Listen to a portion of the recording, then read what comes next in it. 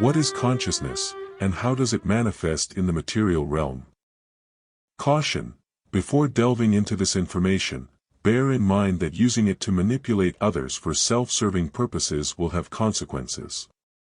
Consciousness does not end after death, and any ego-driven actions will have repercussions in one way or another. When you search online for the definition of consciousness and how it works, you end up with confusing answers and philosophical discussions. This is no coincidence, because people trapped in lower states of consciousness are easy to manipulate, therefore the famous term, divide and conquer. The true term of consciousness is the individual's ability to accurately perceive the truth of what has happened and what is happening. You can also call it understanding cause and effect. How does the individual improve their ability to accurately perceive truth? The first step is to accept that humans are completely programmable, something many individuals find uncomfortable. The second step is to accept that the truth is absolute. This is an even bigger attack on the ego, especially for individuals trapped in lower states of consciousness. You can visualize the truth as a spectrum. At the bottom of this spectrum is total enthalpy, death and destruction. At the top is absolute truth and unlimited creativity. Humanity's true nature is that we are creative beings, because the truth is creativity itself, and only truth can put humans in their natural state. The level of an individual's consciousness is directly reflected in the degree to which their actions align with truth. If individuals are programmable, then how are they programmed? The human brain is divided into two hemispheres. The left brain half represents logic, the masculine part of the brain. The right brain half represents emotions, the feminine part of the brain. As with any natural system, balance is needed. Only when the masculine and the feminine part of the brain are in balance, can the individual perceive truth. Typical examples of an individual dominated by the left brain is the belief in government and the rulership of others, also the blind belief in science and atheism. An individual who displays a dominant right brain tendency is more prone to beliefs in religion and collective group thinking, often to the point of being perceived as a willing slave to these forces. Similarly, the New Age religions that prioritize meditation and mindfulness over taking real action is characteristic of a right brain dominant individual. Examining sexual desires, including inclinations towards dominance or submission, can be an effective method of identifying brain imbalances.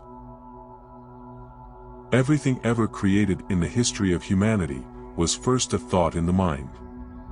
This absolute truth is the building block for the trivium method.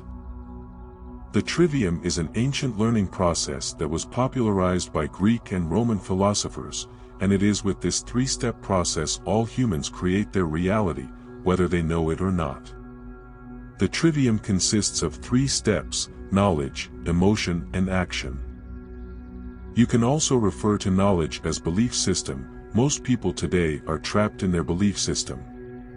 For example, a common belief system people hold today is, if I don't believe that to be true, it can't be true. With that type of belief system, the individual's thoughts are limited, and that will limit what the individual is able to create, because everything ever created started as a thought in the mind. During the recent pandemic, people's faulty belief in today's modern gods called government and science led to them accepting a shutdown on their life, and injected their body several times with medication recommended by science. However, as negative side effects of these medications continue to emerge, people still refuse to acknowledge them, preferring to hold on to their beliefs. There is only one God that can bring you the effects you want in your life, and that is truth. If you ask most people what they want, they would answer, peace and freedom. With this perspective, any religion or belief system that fails to deliver the desired effects of peace and freedom has not been accurately aligned with truth. Step 2. Emotions. Emotions tell the individual what something is worth. We can also call it the things we care about. For example, despite the widespread knowledge that exercise is beneficial for our health, a significant number of people do not take care of their health. The reason why people fail to act on their intellectual knowledge is that it must be accompanied by an emotional response from the right hemisphere of the brain. Only when these two components are integrated can action be effectively taken. There is also true care that comes from love, and false care that comes from fear. As an illustration, the true subconscious motivation for an individual to exercise may stem from the desire to look good in the eyes of others, rather than genuine self-love.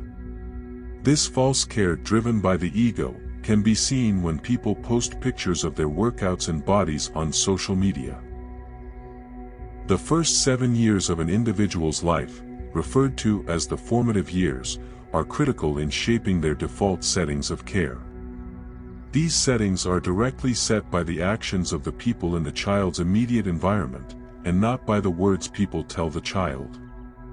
The collective sum of all actions witnessed during this formative period then becomes ingrained in the child's subconscious and forms the basis for all future emotional responses.